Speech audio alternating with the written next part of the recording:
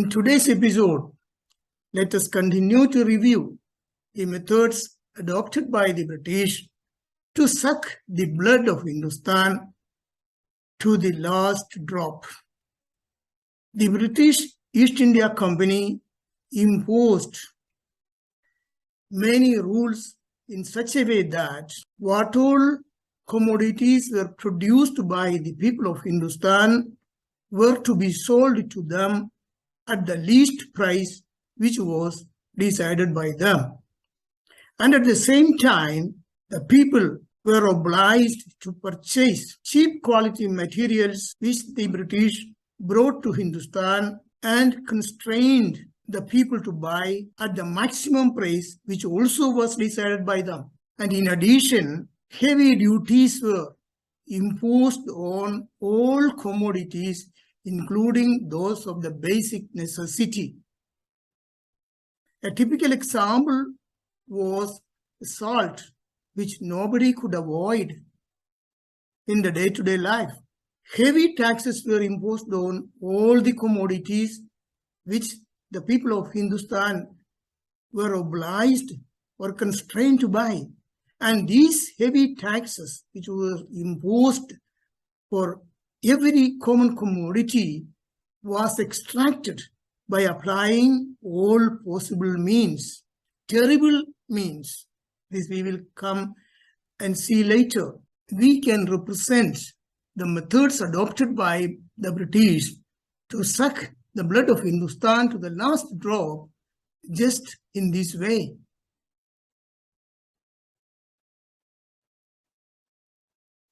And there is no other way. This is the best way to express how they sucked the blood of Bharat Mata to the last drop. This is the only method to exhibit them. And then during the next episodes, we shall see how this was a true and honest comparison. As it was narrated by Mr. Edmund Brooke in the opening speech at the impeachment of Warren Hastings, who was the Governor General of British East India Company, 1772 to 1785, Bengali women were dragged out by British tax collectors, naked and exposed to the public view, scourged, means harassed and tormented before the people, put the nipples of the women into the sharp edges of split bamboos and tore them off from their bodies. Can you imagine? Can you imagine such a situation?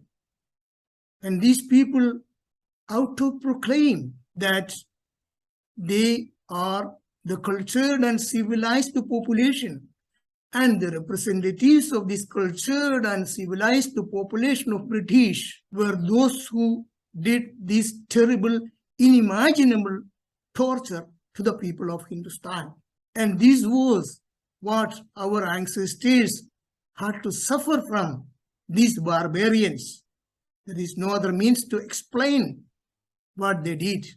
Am I correct or not? Don't forget this, please. Here we have a statement of F.J. Shore, the British administrator in Bengal, before the House of Commons in 1857. And this statement says, the fundamental principle of the British has been to make the whole Indian nation subservient in every possible way to the interest and benefit of Britain. Every successive province, as it has fallen into our possession, has been made for higher taxation. They have been taxed to utmost limits, and it has always been our claim how greatly we have raised the revenue above that which the native rulers were able to extort.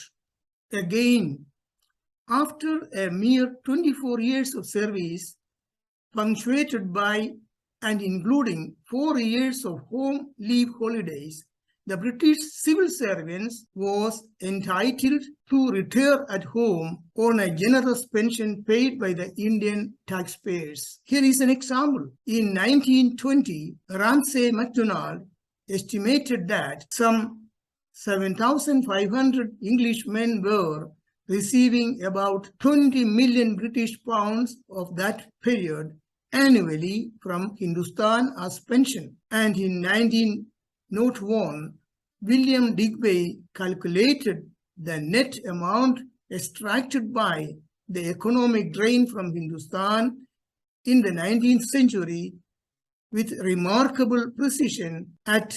4,187,922,732 British pounds of that period. Worse was to follow in the 20th century.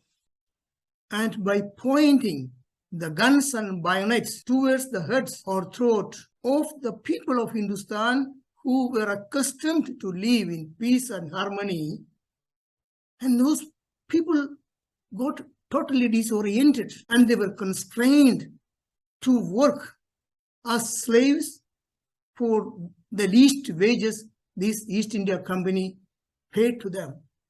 And when the bayonets were pointed towards the throat and guns were pointed towards the head, the people of Hindustan had no other option than obeying to the orders just for the fear of death. And that was what happened. Were these truths taught to the people of Hindustan or the successive generations in the schools? And that's also one of the reasons why majority of the people of Hindustan are the least patriotic. This is a fact. And simultaneously, through their maximum arrogance and brutality, the British slowly induced a sort of inferiority complex in the depth of the mind of the people of Hindustan. When the people who lived in harmony and felicity were constrained to fall into the poverty under this type of arrogance, automatically this method worked. And that inferiority complex, which the British induced in the mind of the people, also by destroying our education system totally, exactly as this Thomas Babington Macaulay recommended in the British Parliament, as we have seen in the last episode, people got totally destroyed. And this was a systematic method to destroy Hindustan. I hope you remember about this statement by Thomas Babington Macaulay in the British Parliament on the 2nd of February 1835, where he recommended to break the backbone of our great nation. Even though many people question the authenticity of this document about the statement of Thomas Babington Macaulay in the British Parliament, if we simply compare what all were practiced by the British in Hindustan with this document, they correspond 100%. And this is a fact. So whether it is authentic or not, both correspond the statement and what all were practiced by the British in Hindustan. And this fact, nobody can deny. See, he stated that, I don't think we would ever conquer this country unless we break the very backbone of this nation, which is her spiritual and cultural heritage. And therefore, I propose that we replace her old and ancient education system, the culture. For if the Indians think that all is foreign and English is good and greater than their own, they will lose their self-esteem. And it was this recommendation which was put in practice by the British, inducing a certain inferiority complex by destroying the self-esteem of the people of Hindustan. And that's what happened. And this inferiority complex still prevails in the depth of the minds of many of our citizens. And if you are not convinced, please go to Google and search by typing the inferiority complex of Indians, you can see not less than 100,000 articles and videos. And this also is the reason why many people, even in this century, feel a sort of complexity in front of the British and the Americans and majority of the Europeans. And this should be radically eradicated from the mind of the people of Hindustan. And this also is one of the objectives of my attempt to prepare and share these videos in YouTube nowadays, which is possible now. It was not possible 10 or 20 years ago. So remember to share these videos to your friends and relatives of the new generation. That would be a great thing from your part, to collaborate with me for this great objective, for the benefit of our nation. That's all. By the end of the 19th century, Hindustan became the biggest source of revenue for Britain. And the atrocity, the cruelty which was practiced by the British East India Company through their soldiers spread rapidly all over the nation, and people became terrified, and they were constrained to obey these arrogance. And this situation spread all over Hindustan.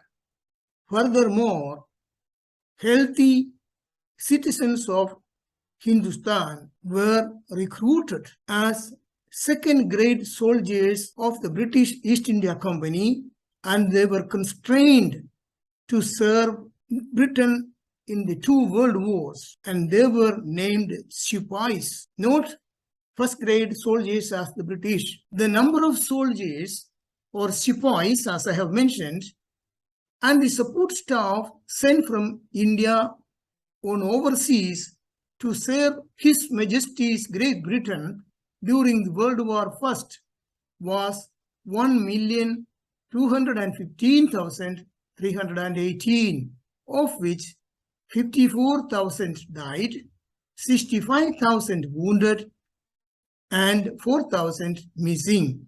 Please observe the body language of these soldiers, and you can have an idea of what all emotions are boiling in their mind, in the depth of their mind. It was estimated that the value of India's contribution in cash and kinds amounted to 146.2 million British pounds, worth approximately 50 billion British pounds in today's money. And this is an affirmation which I have taken from the book The Era of Darkness by Shashi Tharoor. So briefly, what the British did to suck the blood of Hindustan to the last drop, step by step, was this: that is, invading everywhere and creating panic, then constraining the local rulers to surrender to them, and finally they sucked the blood of Hindustan to the last drop. If you feel that these are all information, a true citizen of Hindustan must remember and think for the benefit of the nation, then please share these videos and episodes to your friends and relatives of the new generation. Thank you very much for your kind attention to my words. See you in the next episode. Jai Hind.